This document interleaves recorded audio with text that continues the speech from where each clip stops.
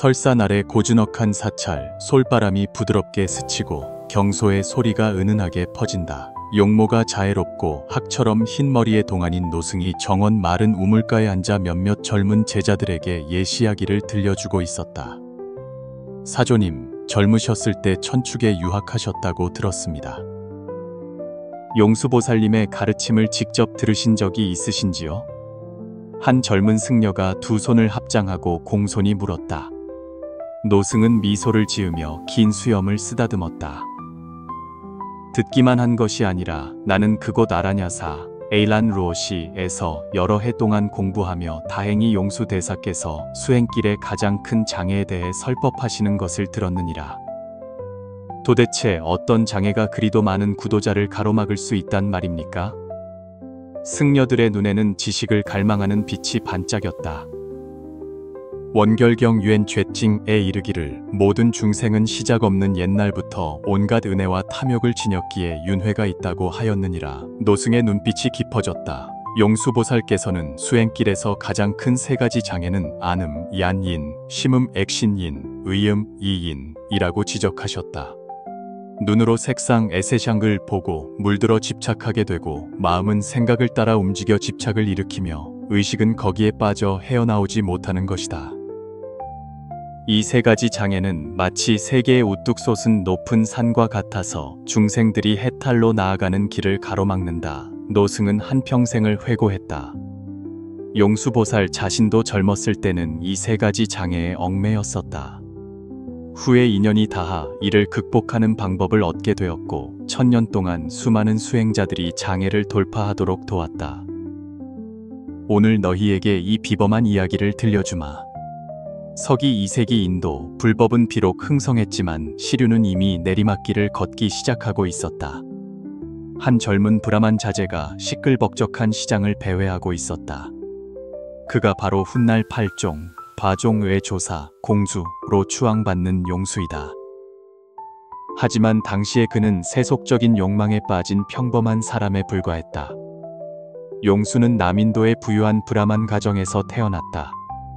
그는 천부적으로 총명하여 7살에 이미 4종류의 베다 경전을 암송할 수 있었고 천문, 지리, 의학 등 여러 학문에 능통했다. 12살 때 그는 유명한 나란다사 나란다시로 보내져 공부했고 곧 모든 이의 주목을 받는 신동이 되었다. 하지만 뛰어난 재능이 용수를 올바른 길로 인도하지는 못했고 오히려 교만과 자만심 때문에 더 깊은 미망에 빠졌다. 20살 되던 해 그는 3명의 친구와 함께 사원의 계율에 불만을 품고 몰래 사원을 떠나 번화가로 가서 환락을 추구했다. 용수, 저쪽을 보게. 한 친구가 거리 모퉁이의 무희를 가리키며 눈을 이상하게 빛냈다. 용수가 친구가 가리키는 방향을 보니 화려한 옷을 입은 무희들이 춤을 추고 있었는데 그들의 요염한 춤사위는 수많은 행인의 발길을 사로잡았다. 용수의 시선은 저절로 끌렸고 마음속에는 즉시 욕정의 불길이 타올랐다. 이후 그들 4사람은 석 달 동안 방탕한 생활을 시작했다. 그들은 집안의 재산을 술과 여자로 바꾸며 매일 감각적인 쾌락에 빠져 자신들의 원래 수행 목적을 완전히 잊어버렸다.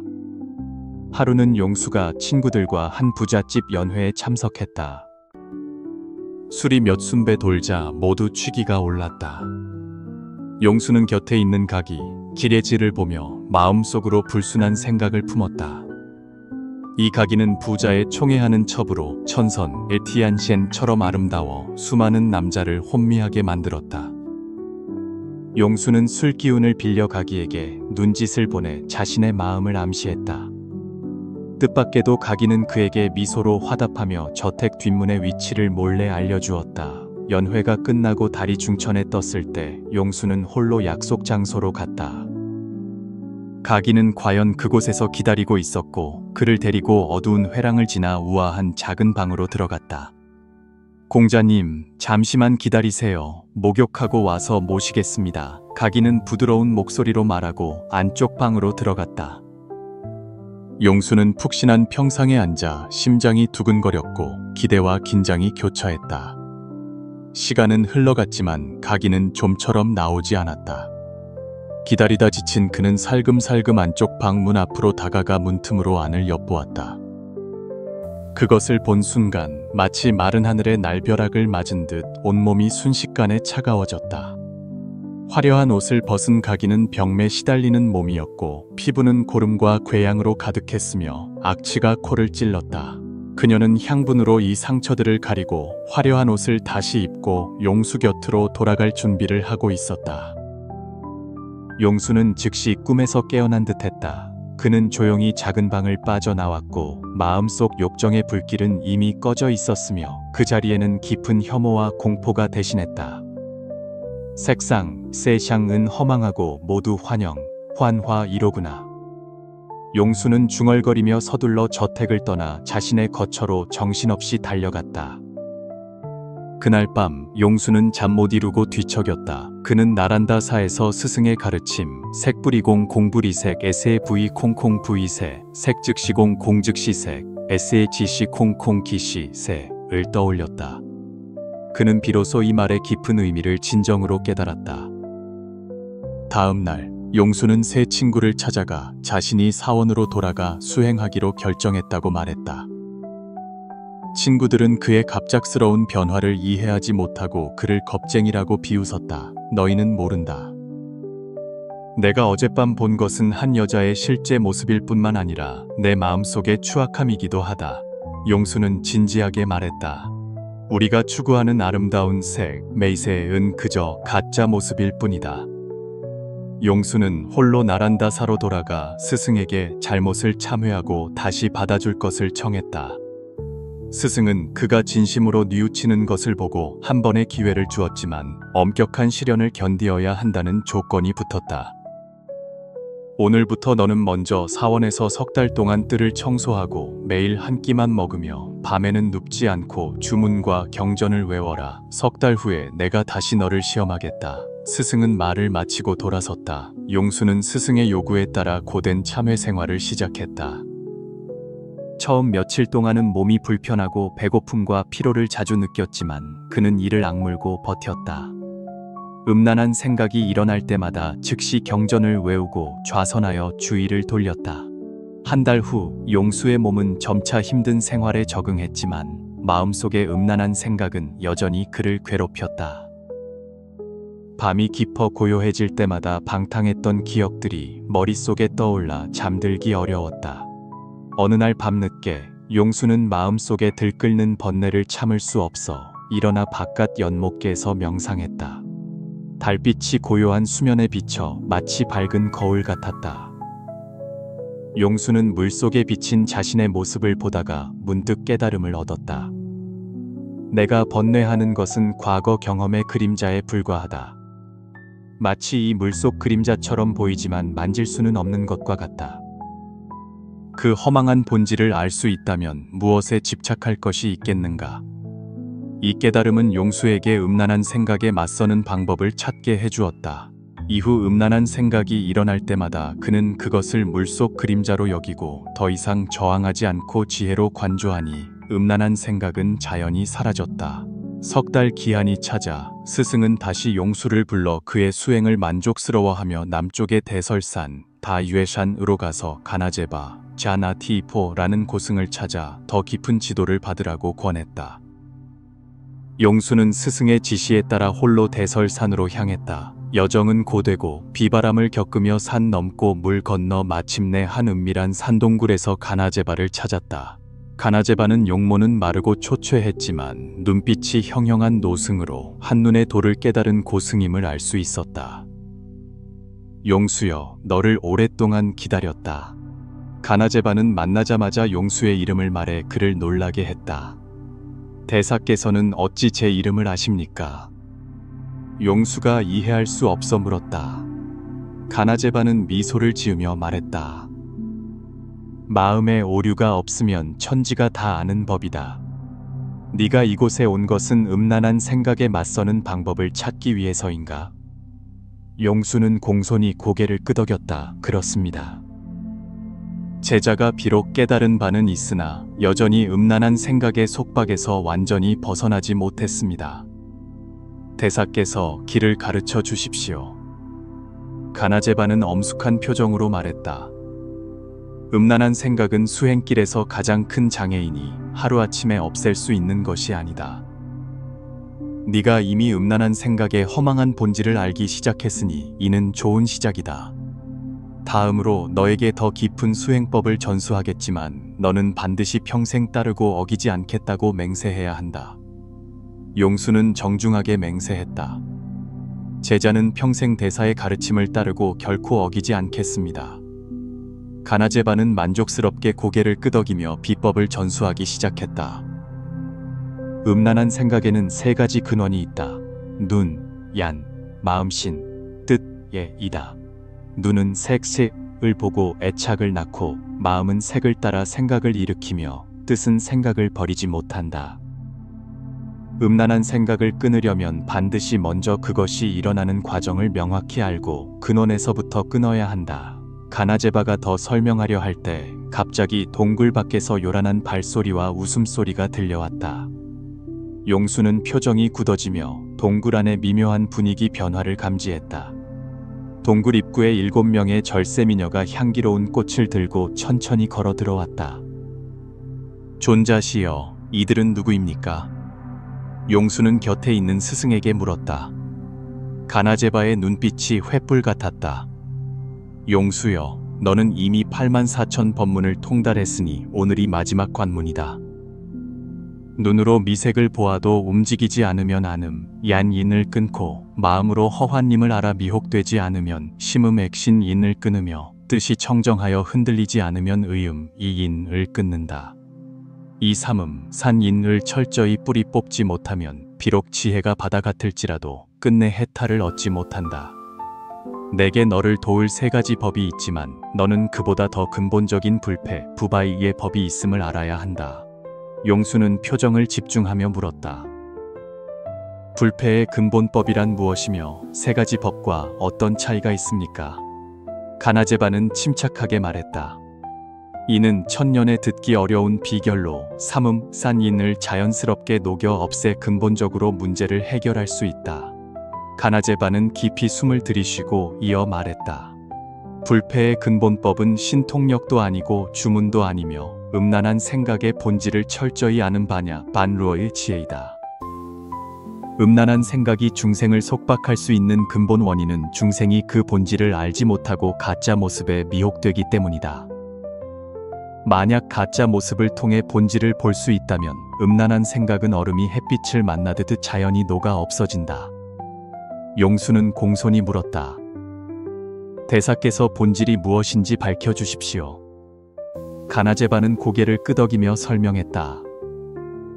음란한 생각의 본질에는 세 가지가 있다. 첫째는 공콩이고, 둘째는 고코이며, 셋째는 무상 우창이다. 이른바 공콩이란 음란한 생각이 향하는 대상의 실체가 없다는 것이다.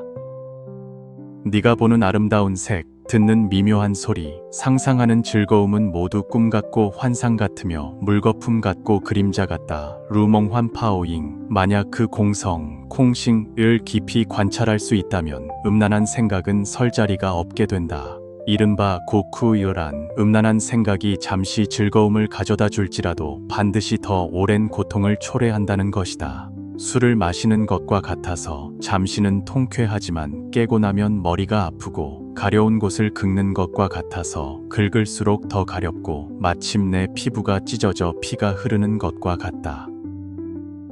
음란한 생각도 이와 같아서 빠져들수록 더욱 깊어지고 고통 위에 고통을 더하게 된다.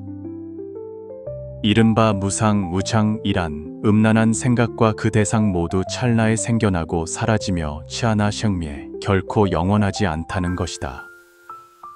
오늘 미혹된 용모는 내일이면 늙어갈 수 있다. 지금 이 순간 뜨거운 욕망은 순식간에 혐오로 바뀔 수 있다. 만약 무상을 깊이 관찰할 수 있다면 한때의 환상에 사로잡히지 않을 것이다. 동굴 안의 미녀들이 갑자기 사라졌다.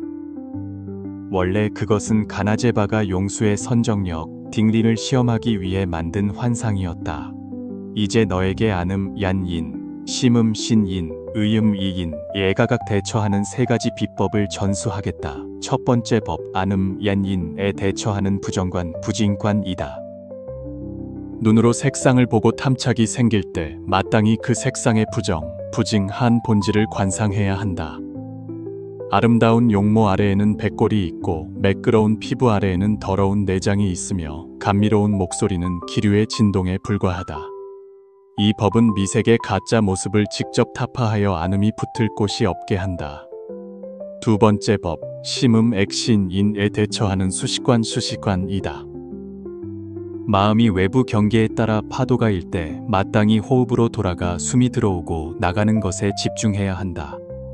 숨을 들이쉬고 내쉬는 것을 세고 다시 들이쉬고 내쉬는 것을 세기를 하나부터 10까지 반복한다.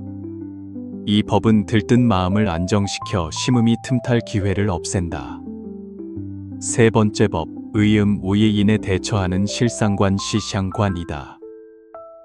의식이 음란한 생각에 빠져 헤어나오지 못할 때 마땅히 생각의 본질을 바로 관찰하되 좇지도 않고 거부하지도 않으며 단지 그것이 일어나고 사라짐을 알아차려야 한다.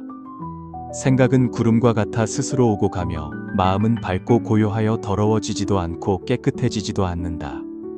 이 법은 의음이 동력을 잃게 하여 자연히 사라지게 한다. 용수는 공손히 이 세 가지 법을 기록했지만 마음에 여전히 의문이 있었다. 대사께서 전수하신 세 가지 법은 매우 정묘합니다만 아까 말씀하신 불패에도 부바이 지더투는 다른 깊은 뜻이 있는 것 같습니다. 가나제바는 의미심장하게 웃었다. 총명하구나. 세 가지 법이 비록 묘하지만 여전히 대치하는 법에 속하여 대립이 있고 제압이 있어 이원성, 이유엔싱을 벗어나지 못했다. 그러나 진정한 불패의 도는 대치를 초월하는 중도, 종다오의 지혜이다. 이른바 불패의 도란, 간단히 말해 싸우지 않고 적을 굴복시키는 것과 같다. 음란한 생각과 정면으로 맞서 싸우지 않고 억지로 누르지도 않으며 방종하여 따르지도 않고 평등한 마음으로 있는 그대로 관조하는 것이다. 네가 음란한 생각을 혐오하지도 않고 탐하지도 않으며 단지 그 본래 모습을 있는 그대로 알 수 있을 때 음란한 생각은 존재 기반을 잃고 자연히 소멸한다. 이는 마치 햇빛이 얼음 위에 비추는 것과 같아서 어떠한 대항도 필요 없이 얼음이 자연히 녹아 물이 되는 것과 같다. 마찬가지로 반야 지혜의 햇빛 아래에서 음란한 생각이라는 얼음은 자연히 녹아 맑은 지혜의 물이 된다. 용수는 오랫동안 깊이 생각하다가 문득 환하게 깨달았다. 대사의 말씀은 궁극적으로 말하면 대치해야 할 음란한 생각도 없고 음란한 생각을 대치할 수 있는 나도 없으며 모든 것은 영이 유엔키 하여 한 구현이라는 것이군요. 가나제바는 만족스럽게 고개를 끄덕였다. 바로 그렇다. 네가 이미 불패의 도의 핵심을 깨달았다. 모든 법은 공하며 음란한 생각 역시 공하다. 네가 이 공성 콩싱의 지혜에 안주할 수 있을 때 음란한 생각은 생겨날 곳이 없다. 이것은 대치가 아니라 철저한 초월이다. 그러나 이런 경지는 하루아침에 이루어지는 것이 아니다. 초심자와 중급 수행자에게는 먼저 내가 전수한 세 가지 법을 잘 사용하여 마음이 안정되게 한 다음 점차 이 불패의 도의 묘용을 체득해야 한다. 용수는 공손히 말했다. 제자는 알겠습니다. 대사님, 일상생활에서 또 주의해야 할 점이 있습니까? 가나제바는 덧붙였다. 일상생활에서는 다음 몇 가지 점에 주의해야 한다. 첫째, 음욕의 근원을 멀리하라. 성적인 장소에 가지 말고 음란한 것을 보지 마라. 둘째, 말과 행동을 삼가라. 혼자 있을 때 특히 경계하여 사악한 생각이 틈타지 못하게 하라. 셋째, 선법 샨파를 부지런히 닦아 바른 생각, 정낸 유로 마음을 채우고 사악한 생각에 공간을 남기지 마라. 넷째, 선지식 샨치시을 가까이 하라.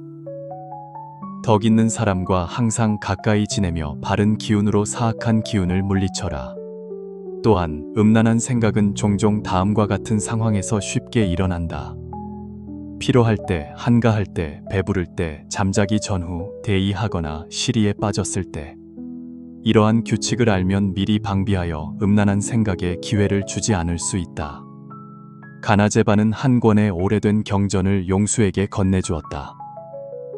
네오는 천부적으로 총명하고 깨달음이 매우 높으니 마땅히 불법의 공성 이론을 더 연구하여 지혜의 힘으로 모든 집착을 타파해야 한다. 이것은 중론, 디중론의 산스크리트어 원고이니 가져가서 연마하고 이를 기초로 너 자신의 사상 체계를 발전시켜라.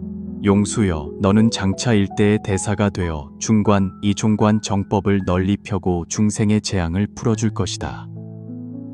그러나 기억하라. 학문이 아무리 높고 도행이 아무리 깊어도 오늘 배운 음란한 생각을 다스리는 법을 잊어서는 안 된다. 이것이 모든 수행의 기초이기 때문이다. 이후 용수는 대설산 아래에서 조용히 수행하며 중론을 연구하고 이를 바탕으로 자신의 중관학설을 창립했다. 그는 가나제바가 전수한 세 가지 법과 불패의 도를 자신의 수행 체계에 융합하여 스스로 음란한 생각의 속박에서 완전히 벗어났을 뿐만 아니라 이 방법들을 자신의 저술에 기록하여 후대에 전수했다.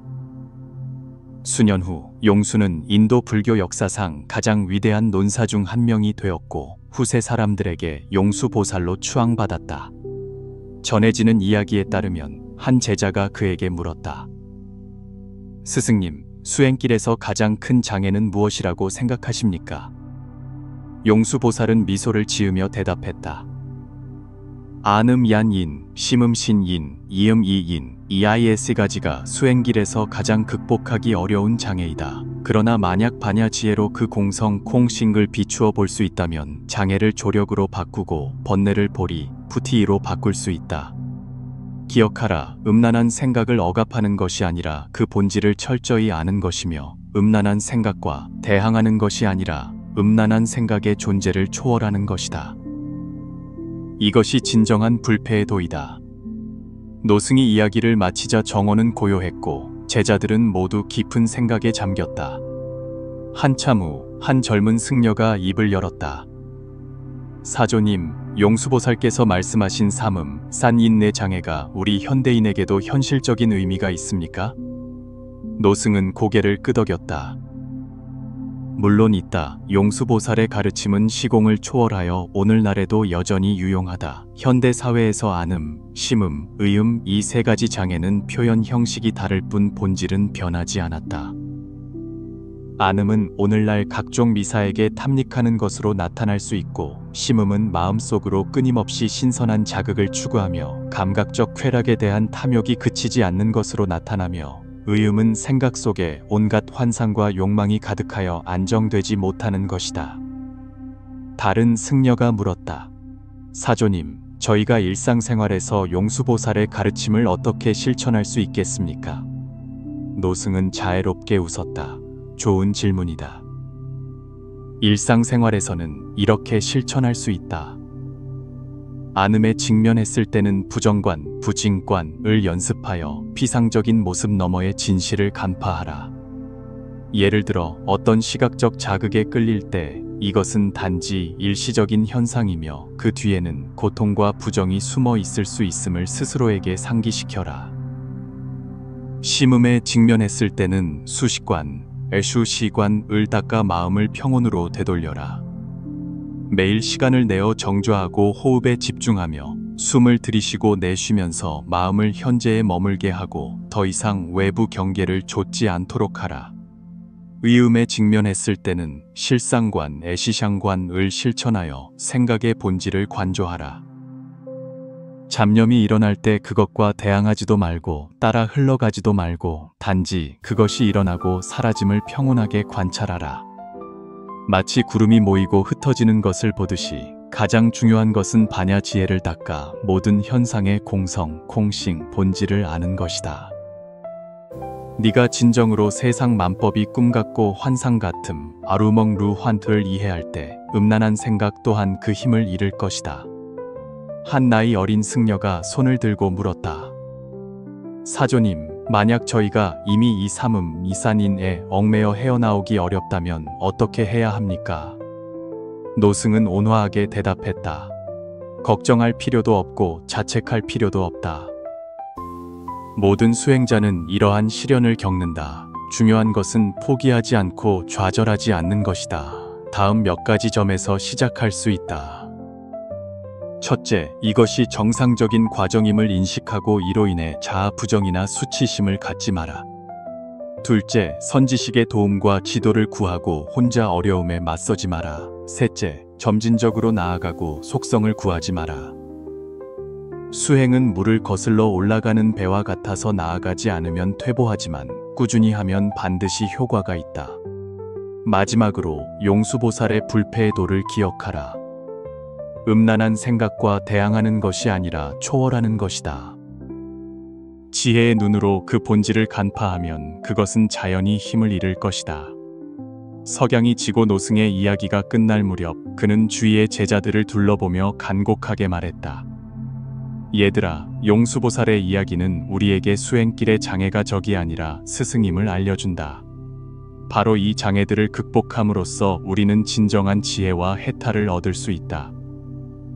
안음, 심음, 의음 이 세 가지 큰 장애는 무서워 보이지만 실은 우리 자신을 인식하고 심성을 향상시키는 가장 좋은 도움닫기이다. 기억하라. 수행은 완전 무결한 사람이 되기 위한 것이 아니라 자신의 본래 모습을 똑똑히 보기 위한 것이다. 네가 자신의 불완전함을 받아들이고 지혜로 그것을 전환할 수 있을 때 너는 이미 해탈의 길에 들어선 것이다. 용수보살의 지혜의 빛이 너희의 수행길을 밝혀주기를, 너희 모두 삼음의 장애를 초월하여 지혜와 자비의 피한 비안에 도달하기를 바란다. 저녁 어스름 속에서 승려들은 스승에게 감사를 표하고 각자 선방, 찬방으로 돌아가 수행을 계속했다. 그들은 방금 들은 것이 단지 오래된 이야기가 아니라 앞길을 인도하는 등불임을 깨달았다. 그리고 이 소란스러운 세상 속에서 용수보살의 지혜는 여전히 묵묵히 전해지며 욕망에 시달리는 수많은 사람들이 내면의 평온과 자유를 찾도록 돕고 있다. 노승이 말했듯이 수행길의 장애는 결코 물리쳐야 할 적이 아니라 초월해야 할 스승이다. 우리가 지혜의 눈으로 욕망의 본질을 간파하는 법을 배울 때 번뇌를 보리로 전환하고 진정한 해탈을 얻을 수 있다.